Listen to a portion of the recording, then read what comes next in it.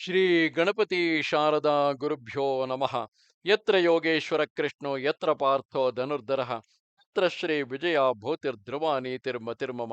ಶ್ರೋತೃಗಳಿಗೆ ಶ್ರೀ ಅಳಸಿಂಗರಾಚಾರ್ಯ ವಿರಚಿತ ಶ್ರೀ ವ್ಯಾಸ ಮಹರ್ಷಿ ಪ್ರಣೀತ ಶ್ರೀಮನ್ ಮಹಾಭಾರತದ ಶಾಂತಿ ಪರ್ವದಲ್ಲಿ ಭೀಷ್ಮನು ಕೃತ ತ್ರೇತಾದಿ ಯುಗಗಳ ಗುಣತಾರತಮ್ಯವನ್ನು ತಿಳಿಸಿದುದು ಎಂಬ 69ನೆಯ ಅಧ್ಯಾಯಕ್ಕೆ ಸ್ವಾಗತ. ಯುಧಿಷ್ಠಿರನು ಭೀಷ್ಮನನ್ನು ಕುರಿತು, ತಾತ, ದಂಡನೀತಿ, ರಾಜನು, ಈ ಎರಡರ ಸೇರುವಿಕೆ, ಈ ಮೂರರ ಪ್ರಾಧಾನ್ಯವನ್ನು, ಇವುಗಳಿಂದ ಎಂತಹವರಿಗೆ ಯಾವ ವಿಧವಾದ ಸಿದ್ಧಿಯುಂಟಾಗುವುದು ಎಂಬುದನ್ನು ತಿಳಿಸು ಎನ್ನಲು ಭೀಷ್ಮನು ಹೇಳುತ್ತಾನೆ.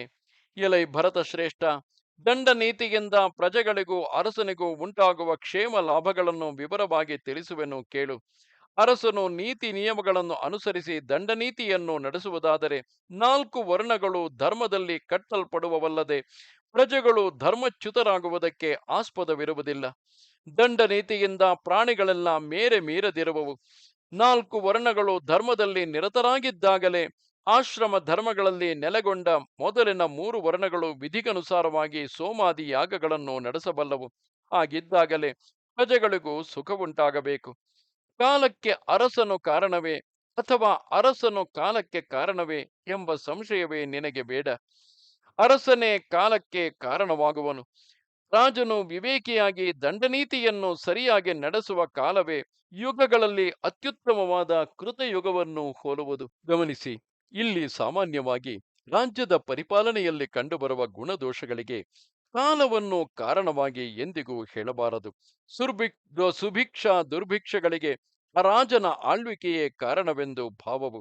ಎಂದರೆ ರಾಜನು ಧಾರ್ಮಿಕನಾಗಿ ರಾಜ್ಯವನ್ನು ನಡೆಸುವುದಾದರೆ ಎಂತಹ ದುರ್ಭಿಕ್ಷ ಕಾಲವನ್ನು ಪ್ರಜೆಗಳು ಸುಭಿಕ್ಷ ಕಾಲದಂತೆ ಸೌಖ್ಯಕರವಾಗಿ ಮಾಡಬಹುದು. ರಾಜನ ಆಳ್ವಿಕೆಯು ಕೆಡುವುದರಿಂದ ಎಂತಹ ಸುಭಿಕ್ಷ ಕಾಲವು ದುರ್ಭಿಕ್ಷ ಕಾಲವಾಗುವುದು. ಸಾಮಾನ್ಯವಾಗಿ ರಾಜನ ಆಡಳಿತವು ಕೆಟ್ಟು ಹೋದಾಗ ಅಥವಾ ಪ್ರಜೆಗಳು ಅಧರ್ಮಕ್ಕೆ ತೊಡಗಿದಾಗ ಇದು ಕಲಿಪ್ರಭಾವ, ಕಲಿಯುಗ ಪ್ರಭಾವವೆಂದು ಹೇಳಿಬಿಡುತ್ತೇವೆ. ಆದರೆ ರಾಜನು ಯೋಗ್ಯನಾದರೆ ಕಲಿಯುಗದಲ್ಲೂ ತನ್ನ ರಾಜ್ಯದಲ್ಲಿ ಕೃತಯುಗವನ್ನೇ ನಿರ್ಮಿಸಬಹುದು. ಅದೇ ರೀತಿಯಾಗಿ ಕೃತಯುಗದಲ್ಲಿ ಆಳುತ್ತಿರುವ ರಾಜನೇ ಆದರೂ ಕೂಡ ಎಂತಹ ಸುಭಿಕ್ಷದಲ್ಲಿರುವ ರಾಜ್ಯವನ್ನು ಕೂಡ ಆತ ದುರ್ಗತಿಗೆ ತೆಗೆದುಕೊಂಡು ಹೋಗಬಹುದು. ವಿಶ್ವದಲ್ಲಿ ಇಂತಹ ಎಷ್ಟು ಉದಾಹರಣೆಗಳನ್ನು ನಾವು ಪ್ರಸ್ತುತ ನೋಡುತ್ತಿದ್ದೇವೆ. ಗಮನಿಸಬೇಕು. ಕೃತಯುಗದಲ್ಲಿ ಎಂತಹವರ ಮನಸ್ಸು ಅಧರ್ಮದಲ್ಲಿ ಪ್ರವೇಶಿಸುವುದಿಲ್ಲ. ಆಗ ಎಲ್ಲೆಲ್ಲಿಯೂ ಧರ್ಮವೇ ಪ್ರಕಾಶಿಸುವುದು. ಪ್ರಜೆಗಳ ಯೋಗಕ್ಷೇಮಕ್ಕೆ ಯಾವ ವಿಧವಾದ ಕೊರತೆಯೂ ಇರುವುದಿಲ್ಲ. ವೈದಿಕ ಧರ್ಮಗಳೆಲ್ಲವೂ ತಪ್ಪದೆ ನಡೆಯುವವು. ಯಾವ ಋತುಗಳಲ್ಲಿಯೂ ರೋಗವು ತಲೆ ಎತ್ತುವುದಿಲ್ಲ. ಪ್ರಜೆಗಳೆಲ್ಲ ರೂಪ ಲಾವಣ್ಯಗಳಿಂದ ಕೂಡಿ ದೀರ್ಘಾಯಸ್ಸುಳ್ಳವರಾಗುವರು. ಅಂತಹ ಕಾಲದಲ್ಲಿ ಹೆಂಗಸರು ವಿಧವೆಯರಾಗುವುದಿಲ್ಲ. ವ್ಯವಸಾಯವು ಅಭಿವೃದ್ಧಿ ಹೊಂದುವುದು. ಮೂಲಿಕೆಗಳ ಶಕ್ತಿಯು ಹೆಚ್ಚುವುದಲ್ಲದೆ ಔಷಧಿಗಳಿಗೆ ಬೇಕಾದ ಮರದ ಪಟ್ಟೆ, ಎಲೆ, ಬೇರು, ಮೂಲಿಕೆಗಳು ಇವೆಲ್ಲ ಶ್ರಮವಿಲ್ಲದೆ ದೊರೆಯುವವು. ಕೃತಯುಗದಲ್ಲಿ ಧರ್ಮದ ಹೊರತು ಅಧರ್ಮದ ಸುಳಿವೇ ಇರಲಾರದು. ಓ ಯುಧಿಷ್ಠಿರ, ಮೇಲೆ ಹೇಳಿರುವವುಗಳೆಲ್ಲವೂ ಕೃತಯುಗದ ಲಕ್ಷಣಗಳೇ. ಅರಸನ ದಂಡ ನೀತಿಯಲ್ಲಿ 3 ಪಾಲು ಸರಿಯಾಗಿದ್ದು ಉಳಿದ 1 ಪಾಲು ನ್ಯೂನವಾದರೆ ಆಗ ತ್ರೇತಾಯುಗವೆನಿಸುವುದು. ಆ ಕಾಲದಲ್ಲಿ ಧರ್ಮದ 3 ಭಾಗದೊಡನೆ ಅಲ್ಪ ಸ್ವಲ್ಪ ಅಧರ್ಮವು ಕಲೆತಿರುವುದು.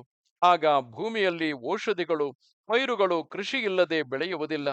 ರಾಜನ ದಂಡ ನೀತಿಯಲ್ಲಿ ಅರ್ಧ ಭಾಗವು ಲುಪ್ತವಾದರೆ ಅದು ದ್ವಾಪರ ಯುಗ ಲಕ್ಷಣವೆನಿಸುವುದು. ಆಗ ದ್ವಾಪರ ಯುಗ ಲಕ್ಷಣವು ತಲೆ ಎತ್ತುವುದು. ಈ ದ್ವಾಪರ ಯುಗದಲ್ಲಿ ಪಾಪ ಪುಣ್ಯಗಳೆರಡು ಸಮಭಾಗದಲ್ಲಿರುವವು. ಸಾಗುವಳಿಯಿಂದ ಉಂಟಾಗುವ ಫಲಗಳಲ್ಲಿ ಅರ್ಧ ಭಾಗವು ಮಾತ್ರ ಕೈ ಸೇರುವುದು. ಅರಸನು ದಂಡ ನೀತಿಯನ್ನು ಲಕ್ಷಿಸದೆ ಪ್ರಜೆಗಳನ್ನು ಪೀಡಿಸುವುದೇ ಅರಸನಾದವನು ದಂಡ ನೀತಿಯನ್ನು ಲಕ್ಷಿಸದೆ ಪ್ರಜೆಗಳನ್ನು ಪೀಡಿಸುವುದೇ ಕಲಿಯುಗದ ಲಕ್ಷಣವು.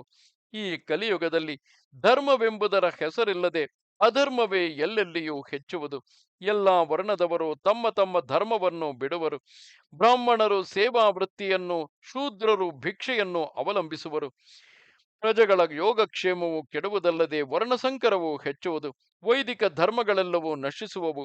ಯಾವ ಋತುವಿನಲ್ಲಿಯೂ ಪ್ರಜೆಗಳಿಗೂ ಪ್ರಾಣಿಗಳಿಗೂ ಸುಖವೆಂಬುದಿಲ್ಲದೆ ಸದಾ ವ್ಯಾಧಿಯೇ ಹೆಚ್ಚುವುದು. ಪ್ರಜೆಗಳ ರೂಪ ಲಾವಣ್ಯಗಳು ಕೆಡುವವು, ಕಂಠ ಸ್ವರವು ತಗ್ಗುವುದು. ಕಲಿಯುಗದಲ್ಲಿ ವ್ಯಾಧಿಗಳು ಹೆಚ್ಚುವುದರಿಂದ ಮನುಷ್ಯನು ತನ್ನ ಪೂರ್ಣಾಯುಷ್ಯವು ಅಂದರೆ 100 ವರ್ಷಗಳು ಮುಗಿಯುವಷ್ಟರಲ್ಲಿಯೇ ಮರಣವನ್ನು ಹೊಂದುವನು. ವಿಧವೆಯರ ಸಂಖ್ಯೆಯು ಹೆಚ್ಚಾಗುವುದು, ದುಷ್ಟರು ಅಸಂಖ್ಯಾತರಾಗಿ ಜನಿಸುವರು. ಮಳೆ ಬೆಳೆಗಳು ಅಲ್ಲಲ್ಲಿ ಕೆಲವು ಕಡೆಗಳಲ್ಲಿ ಮಾತ್ರ ನಡೆಯುವವು. ಈ ಕಲಿಯುಗದಲ್ಲಿ ಅಕಾಲದಲ್ಲಿ ಮಳೆಯಾಗುವುದು. ದಂಡ ನೀತಿಗನುಸಾರವಾಗಿ ರಾಜ್ಯವನ್ನು ಪಾಲಿಸದ ಅರಸನಿಂದಲೇ ಭೂಮಿಯ ರಸಗಳೆಲ್ಲವೂ ಒಣಗುವವು.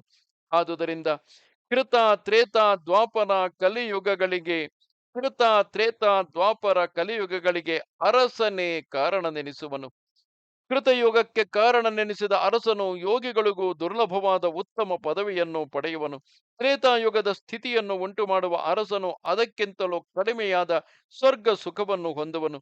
ದ್ವಾಪರ ಯುಗದಂತೆ ರಾಜ್ಯಪಾಲನವನ್ನು ನಡೆಸುವ ಅರಸನು ಅವನು ಮಾಡಿದ ಪಾಪ ಪುಣ್ಯಗಳಿಗೆ ತಕ್ಕಷ್ಟೇ ಸುಖವನ್ನು ಅನುಭವಿಸುವನಲ್ಲದೆ ಅವನಿಗೆ ಸ್ವರ್ಗದ ಸ್ವಲ್ಪ ಭಾಗವು ಮಾತ್ರ ಲಭಿಸುವುದು.